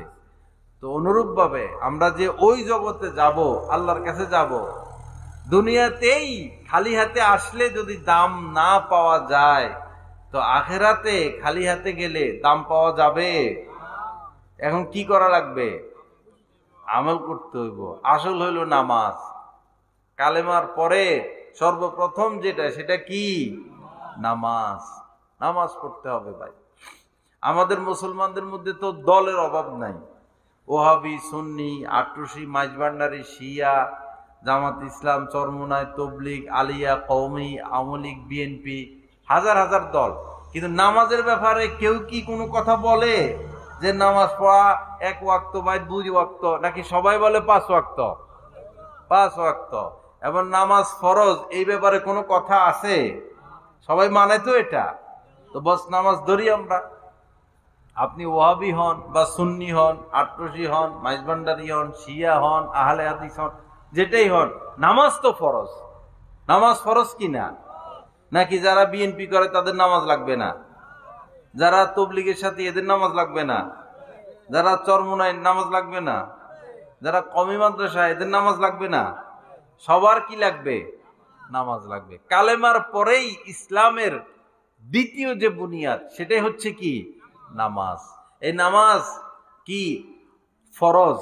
5 ওয়াক্ত নামাজ পড়া কি? ফরজ। বুনিয়াল ইসলাম আলা খামস, ইসলামের ভিত্তি 5 জিনিসের উপরে। ইসলামের বুনিয়াদ, ভিত্তি, ফাউন্ডেশন কয় জিনিসের উপরে? 5 জিনিসের উপরে। প্রথমটা হচ্ছে এই কথার সাক্ষ্য দেওয়া আল্লাহ ছাড়া কোনো মাবুদ নাই এবং হযরত মুহাম্মদ সাল্লাল্লাহু আলাইহি সাল্লাম আল্লাহ পাকের প্রেরিত রাসূল এবং তার বান্দা। প্রথম হচ্ছে ইসলামের বুনিয়াদ এটা। দ্বিতীয় হচ্ছে ওয়া ইকামুস সালাহ, দ্বিতীয় কি? নামাজ কায়েম করা। নামাজ কায়েম করা। নামাজ কাহারও জন্য ছাড় নাই। যে বালেগ হয়ে গেল এখন ফরজ হয়ে গেল, কিন্তু বালেগ হওয়ার আগ থেকে নামাজ, নবীজি বলেছেন 7 বছর বয়স হইলেই, ছেলে হোক মেয়ে হোক, 7 বছর হইলেই নামাজের নির্দেশ দাও, নামাজের কথা বলতে থাকো। 10 বছর হলে নামাজ পড়তে যদি না চায় শাস্তি দিয়া হইলেও নামাজ পড়াও। 10 বছর হইলে নামাজ পড়তে না চাইলে শাস্তি দিয়া হইলেও নামাজ পড়াও। আর বালেগ হইলে তো নামাজ ফরজই হয়ে যায়। বালেগ হইলে নামাজ ফরজই হয়ে যায়, নামাজ ছাড়া যাবে না। এবং তওবা করলেও যারা নামাজ ছেড়েছে, রোজা ছেড়েছে, রাখে নাই, তওবার দ্বারা এটা মাফ হবে না। তওবার দ্বারা গুনাহ মাফ হবে। আপনি গুনাহ করছেন, মিথ্যা কথা বলছেন, আপনি এই গুনাহ করলেন, হে গুনাহ করলেন, তওবা করলে ওই গুনাহগুলো মাফ হবে, কিন্তু তওবা করলে নামাজের মাফ নাই। এগুলো কাজা আদায় করতে হবে। এগুলোকে বলে উমরি কাজা। এগুলো আদায় করতেই হবে। নামাজ, রোজা আর বান্দার হক আদায় করে দিতে হয়, বান্দার হক। এজন্য নামাজের ব্যাপারে গাফলতি না করা, রোজার ব্যাপারে গাফলতি না করা, বান্দার হক নষ্ট না করা। ঋণ নিয়েছেন, ঋণ দিয়ে দিতে হবে। অনুমতি ব্যতীত কাহারও কোনো কিছু ধরা যাবে না। গ্রাম দেশ, মনে করেন আপনি রাত্রিবেলায় বাসায় যাইতেছেন, তো দেখলেন যে পেঁপে গাছে পেঁপে ধরে আছে এবং পাকনা, ঘ্রাণ বাইর হইতেছে। এখন ডাইনে বামে কেউ নাই, সামনে পিছনে কেউ নাই। পেঁপেটা গাছের পেঁপে, মজাই তো। আপনি ছিঁড়া ঘরে নিয়ে গেলেন, খাইলেন। এখন আল্লাহর কাছে যদি মাপ চান, আল্লাহ অমুকের পেঁপে আইনা সবাই মিলা খাইলাম, তোমার শুকর, আলহামদুলিল্লাহ, যেহেতু চুরি করে আনছি তুমি মাফ করে দাও, মাফ হবে? আগে ওই পেঁপেওয়ালার কাছে মাপ চাইতে হবে। আগে ওই পেঁপেওয়ালার কাছে মাপ চাইতে হবে, এরপরে আল্লাহর কাছে মাপ চাইতে হবে। এজন্য আপনাদের যাদের আত্মীয় স্বজন মারা গেছেন, বাবা মা বন্ধু বান্ধব, তারা যদি কারো হক নষ্ট করে গিয়ে থাকে, জমি দখল করছে, দখল করে গাছ নিয়ে গেল, জোর করে আত্মসাৎ করে টাকা নিল, বা টাকা ঋণ নিয়েছে, ঋণ পরিশোধ করে নাই, যদি আপনাদের মা বাবা এরকম করে গিয়ে থাকে, তো আল্লাহ রাস্তে আপনারা সন্তান হয়ে এই হকটুকু আদায় করবেন, তাদের পক্ষ থেকে মাফ নিয়ে নিবেন, তাদের পক্ষ থেকে মাপ নিয়ে নিবেন। না হলে আপনাদের মা বাবা ঝুলন্ত থাকবে, ফায়সালা হবে না। নাফসুল মুমিনি মুআল্লাকাতুন বিদাইনিহি হাত্তা ইউকযা আনহু। নবীজি বলেছেন, মুমিনের আত্মা, মুমিন ব্যক্তি, তার আত্মা সে নিজে ঝুলন্ত থাকবে, তার ব্যাপারে ফায়সালা হবে না যতক্ষণ না সে বান্দার হক আদায় করে। বান্দার হক বড় কঠিন। এজন্য আল্লাহর হস্তে কেউ বান্দার হক কখনো নষ্ট করব না। নষ্ট করলে এটা মাফ নিয়ে নিব, নষ্ট করলে মাফ নিয়ে নিব। স্ত্রীর মোহর বান্দার হক, তার হকটা তাকে দিয়ে দিবেন। 1 লাখ ধরছেন বা 2 লাখ, যাই ধরছেন, স্ত্রীর হক আদায় করে দিতে হবে। যদি একসাথে না পারেন, আস্তে আস্তে আদায় করেন। মাসে 1000 করে দেন, হ্যাঁ, বা মাসে 500 করে দেন। সপ্তাহে 100 করে দেন, স্ত্রীর মোহর তাকে দিয়ে দিতে হবে। বুঝেন না কথা? মোহর ধরতে বেশি ধরবেন না। এই কয়দিন আগে আমি একটা বিবাহ পড়াইলাম, 20 লাখ ধরছে মোহর। কত?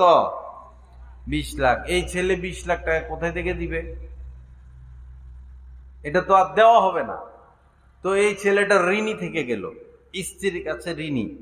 কিয়ামতের ময়দানে তো কেউ কাউরে ছাড় দিবে না। দুনিয়াতে যদি মাফ নিতে না পারে এই স্বামী স্ত্রীর থেকে, মরার পরে কিয়ামতের ময়দানে স্ত্রী আর মাফ করার ব্যক্তি না। স্ত্রী বলবো যে দাও দাও, নেকি সব দাও, তুমি জাহান্নামে যাওগা, আমি জান্নাতে যাইগা। ওইখানে আর পরিচয় দিবে না। ইয়াউমা ইয়াফিরুল মারউ মিন আখিহি, কিয়ামতের ময়দানে ভাইয়ের কাছ থেকে ভাই পলাবে। ইয়াউমা ইয়াফিরুল মারউ মিন আখিহি ওয়া সাহিবাতিহি, স্বামীর কাছ থেকে স্ত্রী পলাবে। স্ত্রী বলবে আমার বিয়ে শাদী হয় নাই, পরিচয় দিতে চাইবে না, না জানি কোনো উপকার করতে হয়। আল্লাহ আমাদেরকে, যুবক ছেলে যারা আছো, বিয়ে শাদীতে যৌতুক নিবে না। যৌতুক এটা শরম, এটা লজ্জা, এটা হারাম। যৌতুক যৌতুক নিবে না। কেউ যৌতুক দিবেন না এবং নিবেন না। যৌতুকের মধ্যে কোনো বরকত নাই। যত নিবা তত লাগবে, বরকত পাইবা না। নিজে কাজ করো, যদি প্রতিদিন 500 টাকা কামাইতে পারো, এটার মধ্যে বরকত আছে। আর বিয়ে করে 5 লাখ আনছো, এই 5 লাখের মধ্যে 500 টাকারও বরকত নাই। এটা হাওয়া হয়ে যায়। যৌতুকের টাকা কি হয়ে যায়? হাওয়া হয়ে যায়, থাকে না। যৌতুক দিবেনও না, যৌতুক নিবেনও না। বিয়ে শাদী হয়ে যাক, এরপরে মেয়ের বাবা, সে মেয়ে দিছেন, তার বিবেক আছে না, সে তো কিছু দিবেই। এটা দেয়। আল্লাহ রাসূল তার মেয়েকে বিবাহ দিছেন, আল্লাহ রাসূলও দিছেন, আপনারাও দিবেন, আমরাও দিব। মেয়ে পক্ষ তো দিবেই, এটা তো বলা বলির কিছু না, আলোচনার কিছু না। আলোচনা করে নিলেই সেটা কি হয়ে যাবে? যৌতুক হয়ে যাবে। আর মেয়ের বাবা যদি কিছু নাও দেয়, আপনি কিছু বলার নাই, কিছুই বলার নাই, মেয়ে তো দিয়ে দিছেন, আর কি দিবে? মেয়েই তো দিয়ে দিলেন। 16-17 বছর পেলে লালন পালন করে, কত কষ্টে লাগে একটা মেয়েকে পালতে। মেয়ে পালা বড় কষ্ট। 16-17 বছর লালন পালন করে আপনাকে ফ্রি দিয়ে দিল, তো আর কি দিত? এরপরেও আপনি হুন্ডা চান, ফ্রিজ চান, খাট পালং চান, আপনার তো লজ্জা থাকা উচিত। যারা যৌতুক চায়, এরা কি, এদের শরম লাজ লজ্জা কিছু আছে নাকি? কিছুই নাই, কোনো লাজ লজ্জা নাই। এরা বেহায়া। এরা কি বেহায়া? এগুলো চৌরাস্তা আছে না আপনাদের বিশ্ব রোড, চৌরাস্তার মধ্যে নিয়ে বাইন্ধে রাখবেন। যে যৌতুক চাইবে চৌরাস্তার মধ্যে বাইন্ধে রাখবেন, আর কপালের মধ্যে বা পিঠের মধ্যে লিখে রাখবেন যে যৌতুক খোর। কি যৌতুক খোর? এরে থুতু মারো। বুকের মধ্যে হাত পা বাঁধবেন। ওই যে চৌরাস্তার মধ্যে ওখানে কি একটা আছে না, কি আছে এটা, সিমেন্টের মতো কি একটা দিয়ে বানায় রাখছে, তো চত্বরের এখানে বাঁধবেন হাত পা, বাইন্দা বুকের মধ্যে লিখে রাখবেন যৌতুকখোর, এরে জুতা মারো। যৌতুকখোর এরে কি মারো? জুতা মারো। এই ছাড়া যৌতুক বন্ধ করা যাবে না। তুলনামূলক সুন্দর মেয়ের চেয়ে যারা শ্যামলা মেয়ে বিয়ে করে ঘর সংসার করে, এরা বেশি সুখে আছে। সুন্দর মেয়ের চেয়ে কালো মেয়ে, শ্যামলা মেয়ে, এদেরকে নিয়ে মানুষ বেশি সুখে আছে। বাস্তব আমি অনুসন্ধান করে দেখছি। বেশি সুন্দরী যেগুলা, এগুলা তো হইলো লাইন টাইনওয়ালা, এই পোলার সাথে লাইন, হে পোলার সাথে লাইন। নাও হইতে পারে, হইতেও পারে। বিয়ে শাদীর সময় শুধু সুন্দর খোঁজা এটা ঠিক না। যারা সুন্দর খোঁজে এরা ঠকে। খুঁজতে হবে দিনদার। বিয়ে শাদীর সময় কি খুঁজতে হবে? দিনদার। নবীজি বলেছেন, ফাজফার বিদাতি দিন তারিবাত ইয়াদাক। ওরে কপাল পোড়া, দাম্পত্য জীবনে, বৈবাহিক জীবনে যদি সুখী হতে চাও তো দিনকে প্রাধান্য দাও। বৈবাহিক জীবনে যদি সুখী হতে চাও, কি কোনটাকে প্রাধান্য দিতে হবে? দিনকে প্রাধান্য দিতে হবে। যদি সুন্দর হয়, সাথে সাথে পাশাপাশি ভালো। যদি টাকা পয়সা থাকে ভালো, ভালো বংশের অধিকারী হয় ভালো। কিন্তু সেটা ধর্তব্য না। দেখতে হবে কি মেয়ের মধ্যে, অথবা মেয়েকে বিবাহ দিবেন, ছেলের মধ্যে দিন আছে কিনা। যদি ছেলে রিক্সাও চালায় আর সে দিনদার, একবার ঠান্ডা মাথায় বিবাহ দিয়ে দিবেন, আপনার মেয়েটা সুখী হবে। আর ছেলে এই ব্যাংকের ম্যানেজার, আমেরিকা থেকে আসছে, সরকারি বড় অফিসার, দিন নাই, আপনার মেয়েকে বিবাহ দিবেন, মেয়ে শুধু টাকাই পাবেন, সুখ পাবেন না। কদিন পরে খবর পাবেন যে আপনার জামাতা অন্য মেয়ের পিছনে ঘুরে মদ খায়, করবে, টাকা আছে পাপের কাম করবে। এজন্য টাকা পরে, বিবাহ শাদীর ক্ষেত্রে আগে দিন দেখতে হয়। আল্লাহ আমাদেরকে আমল করার তৌফিক দান করেন। তুনকাহুল মারআতু লিআরবাঈন, নবীজি বলেছেন সাধারণত 4 কারণে কোন মহিলাকে বিবাহ করা হয়। কোন মহিলাকে কয় কারণে বিবাহ করা হয়? 4 কারণে। তুনকাহুল মারআতু লিআরবাঈন, লিমালিহা, কেউ আছে মাল দেখে যে বাপরে মেয়ের বাপের 2-3টা বাড়ি, তো আমি যদি এই মেয়েকে বিবাহ করতে পারি তো একটা বাড়ির তো মালিক হব, অর্ধেক বাড়ির তো মালিক হব, মালের লোভে পড়ে বিবাহ করে। অথবা মেয়ে থাকে ইতালি, আমেরিকা সিটিজেন, তো লোভে পড়ে, লোভ সামলাইতে পারে না, পরে ওই মেয়েকে বিবাহ করে মাল দেখা। যারা মাল দেখে বিবাহ করবে, অন্য বর্ণনা আসছে আল্লাহ তাদের জীবনের মধ্যে দারিদ্রতা লাগাই দিবেন, এতে দারিদ্রতা দূর হবে না। মাল দেখে বিবাহ করতে নাই। লিমালিহা অলি জামালিহা, কেউ বিবাহ করে সুন্দর দেখে, বাপরে মেয়ে এত সুন্দর, সিমসাম লম্বা, এই সেই সুন্দর দেখে বিবাহ করে, এরাও ঠগে। সুন্দর না, সে যেমনই হোক, কালো হোক শ্যামলা হোক, তার মধ্যে দিন আছে কিনা, ভদ্রতা আছে কিনা, নম্রতা আছে কিনা, সভ্য কিনা, এটা দেখতে হবে। লি জামালিহা ওয়ালি হাসাবিহা, কেউ বিবাহ করে বংশীয় মর্যাদা দেখে, যেমন এই এলাকা প্রভাবশালী যারা, তাদের পরিবারে যদি আমি বিবাহ করতে পারি আমারও প্রভাব বাড়বে, এটাও ঠিক না। এরপরে চতুর্থ যেটা, সেটা হলো ওয়ালি দিন ইহা, নবীজি বলেন কেউ বিবাহ করে দিন দেখে। তো লাস্টে নবীজি বলেন ফাজফার বিজাতি দিন তারিবাত ইয়াদাক, ওরে কপাল পোড়া, সাংসারিক জীবনে যদি সুখী হতে চাও তো দিনকে প্রাধান্য দাও। কোনটাকে প্রাধান্য দিতে হবে? দিনকে আগে দিন, এরপরে অন্যটা যদি সাথে থাকে আলহামদুলিল্লাহ, অন্যটারও তো দরকার। টাকা পয়সা না হলে আপনার মেয়েরে খাওয়াইবে কি? যদি সম্মান না থাকে তাহলে আত্মীয়তা করলে উঠা বসা করবেন কিভাবে?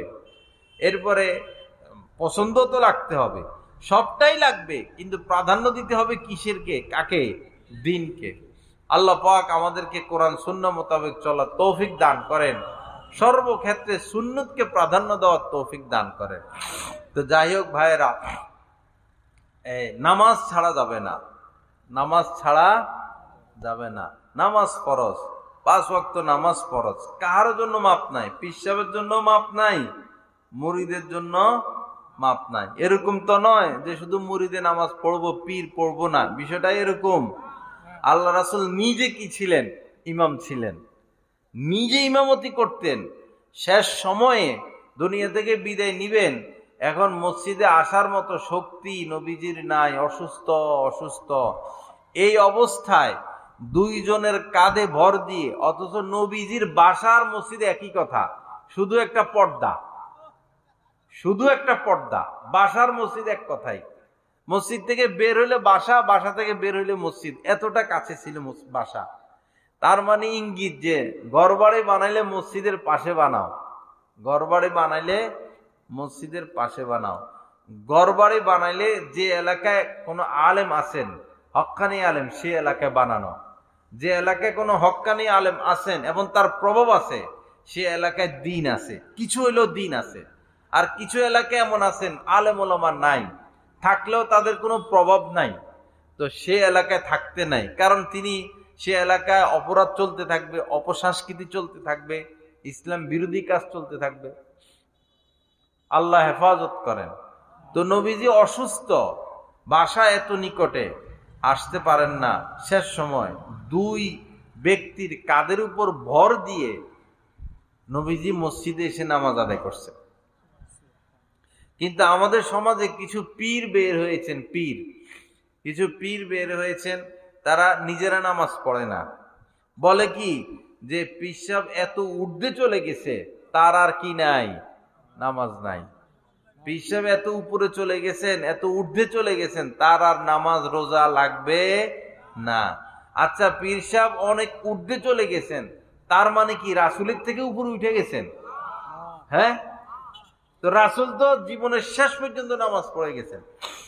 এবং কোরআনে পাকের মধ্যে আল্লাহ পাক বলেছেন, উবুদ রব্বাকা হাত্তা ইয়াতিয়াকাল ইয়াকিন, মৃত্যু আসার আগ পর্যন্ত, অর্থাৎ মৃত্যু পর্যন্ত ইবাদত করতে হবে। উবুদ, মৃত্যু পর্যন্ত ইবাদত। এটা নবীর জন্য, সাহাবাদের জন্য, পীরদের জন্য, মুরিদদের জন্য, দুনিয়াদারদের জন্য, আওয়ামী লীগ বলেন, বিএনপি বলেন, যারা বলেন, সকলের জন্য মৃত্যু পর্যন্ত কি করে যেতে হবে?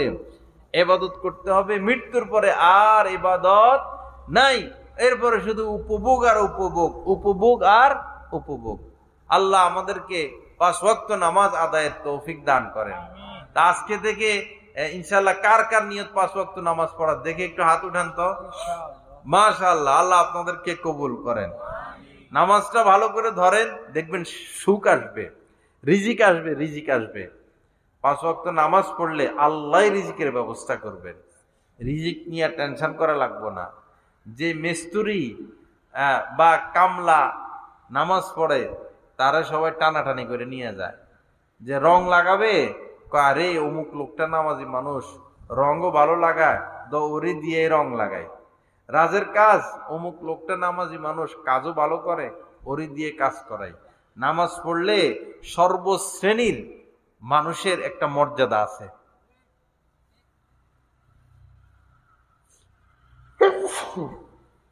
একজন ডাক্তার সাহেব নামাজও পড়ে, ডাক্তারি করে, তার রোগী বেশি, তার রোগী বেশি। একজন মনে করেন রেন্টিকারে প্রাইভেট কার চালায়, হাইস চালায়, সে নামাজি মানুষ, তো তার টিপের অভাব পড়ে না, মানুষ তারে খুঁজে বাইর করে। সব জায়গায় নামাজিদের প্রাধান্য আছে। আল্লাহ পাক আমাদের সবাইকে 5 ওয়াক্ত নামাজ পড়ার তৌফিক দান করেন, কোরআন সুন্নাহ মোতাবেক চলার তৌফিক দান করেন। 5 ওয়াক্ত নামাজ পড়বো, রমজান মাসে রোজা রাখবো, যাদের উপর যাকাত আসে যাকাত দিব, এবং যাদের উপর হজ ফরজ হজ করে ফেলবো, দেরি করব না। কোন সময় প্রাণ বায়ু বের হয়ে যা বলা যায় না। হজ ফরজ হলে হজ করে ফেলতে হয়, দেরি করলে পরে মারা যাবেন, হজ ছাড়া মারা যাবেন, আল্লাহ রাসূলের সামনে মুখ দেখাইতে পারবেন না, কঠিন অবস্থা।